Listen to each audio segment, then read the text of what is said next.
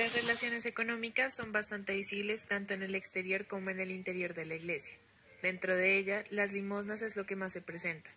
Estas vienen en distintos formatos, como velitas para insertar monedas, cajas y una fuente de deseos. Las donaciones también son relaciones económicas entre la iglesia y los creyentes, ya que indirectamente se ofrece un producto, el cual en muchos casos es comprado en las tiendas de afuera del lugar. Se pueden hacer donaciones monetarias o materiales. En el proceso se especifica qué objetos se pueden comprar en efectivo o con tarjeta. Ahora bien, al exterior de la iglesia son aún más evidentes las relaciones económicas, pues podemos encontrar formas de ganar dinero informales y formales, desde la mendicidad, los puestos de trabajo y tiendas alrededor de la iglesia. Los productos que se frecuentan en los puestos de trabajo tienden a vender objetos relacionados con la iglesia, como las manillas religiosas, rosarios, aguas para bendecir la misa, velas, entre otros, mientras que las tiendas formales suelen ser lugares de comer como las fruterías. Ahora bien, a diferencia de la iglesia, en el cementerio se maneja un lenguaje más directo con respecto a la economía. Lo podemos notar, pues hay un cartel que especifica los gastos y el valor para tomar el servicio del cementerio. Entre ellos están los servicios de inhumación, exhumación y demás. El valor de los servicios varía según la etapa en la que fallece la persona, si es niño o adulto. Al exterior del cementerio hay tiendas en las que se venden arreglos florales y lápidas. El precio de las lápidas varía según la decoración de ella. Todo lo que venden al exterior está dirigido para poner en el cementerio. Es visible cómo las clases sociales hacen una distinción según su entierro, pero de eso hablaremos más adelante. También podemos visualizar que para las familias, en unos casos resulta beneficioso dividir un espacio para todo el grupo y enterrarlos allí. La labor pedagógica de la Iglesia, como es de esperar, está relacionada con la religión católica. En esta podemos ver cómo son difundidos los 10 mandamientos por medio del arte, como es el caso de los vitrales o por medio de los cuadernillos. También hablan sobre el acto de contradicción y los pasos para una buena confesión. Asimismo, hay avisos que explican el material con el que se han hecho estructuras o esculturas.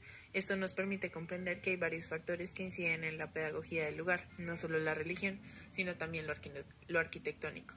Por otro lado, si hablamos del exterior de la iglesia, podemos ver que en los puestos informales se venden libros, los cuales su contenido está dirigido a la enseñanza a católicos. También podemos contemplar que hay 2 librerías religiosas que hacen parte de la plaza. Ahora bien, observando el factor pedagógico en el cementerio, podemos ver cómo el lugar es clave para conocer la historia del país, pues allí se encuentran sepultadas grandes figuras históricas de Colombia, tales como Virgilio Barco, Gabriel Turbay y más. Igualmente podemos encontrar corporaciones como la policía. El cementerio nos permite aprender acerca de la historia del mismo por medio de guías de información. Por ejemplo, nos cuenta que Francisco de Paula Santander fundó este lugar en 1904. Incluso la labor pedagógica en el cementerio es evidente en las inscripciones que tienen los panteones o lápidas, pues nos ilustra quién o quiénes son los que allí yacen y en algunos casos las características por las que se destacaron en vida. Los lugares más destacados de la iglesia del 20 de julio son aquellos que corresponden a las imágenes dispuestas alrededor del templo para su veneración, como la Virgen, Jesús en la cruz y principalmente el Niño Jesús, el cual tiene más lugares para venerar, pues hace alusión al nombre de la iglesia. Inclusive, la estructura misma es muy destacada, al ser concebida como un templo de Dios por los fieles, que con sus recursos han contribuido en su transformación a lo largo de la historia. En cuanto al cementerio, este tiene una gran relevancia por su antigüedad y lo artístico es evidenciado en cada lápida, ya que tiene el material y el diseño que la familia decide. Inclusive, muchas veces se piensa en esculpir cruces o decorarlo con escritos y flores de manera simbólica. Es por esta misma libertad de construcción de cada elemento que incluso podíamos llegar a considerar que algo característico del cementerio son las estructuras de gran tamaño o de decoración excesiva. El sincretismo en la iglesia se puede visualizar en distintos ámbitos. Dado que ésta fue construida en 3 periodos distintos, tiene diferentes formas arquitectónicas. Sin embargo, su sincretismo no se limita a la estructura, sino que se encuentra presente incluso en imágenes veneradas. Por ejemplo, la Virgen María, en muchos casos, es adorada con elementos llamativos característicos de un arte popular, posiblemente con el fin de hacerla resaltar aún más. Incluso el sincretismo en la iglesia está articulado con las nociones capitalistas, pues las actividades económicas, tanto de estrecha relación con el culto religioso como las ventas comunes, se encuentran dentro y fuera de la misma. Por ejemplo, la fuente de agua situada en una de las entradas. En ella podemos ver cómo arrojan monedas para pedir deseos, que seguidamente la iglesia recolectará. Desde el cementerio, el sincretismo también encuentra su modo de expresión en la arquitectura, pues las lápidas y panteones han sido construidos en épocas distintas y bajo estilos diferentes. Es por esto que se ven panteones con aspectos antiguos, contiguos a unos más modernos. La caligrafía, decoraciones e incluso los materiales mismos son elementos que dan cuenta de ello. Por otro lado, encontramos un sincretismo de culto religioso, pues a pesar de ser un cementerio predominantemente católico, se encontraron expresiones de brujería en las lápidas.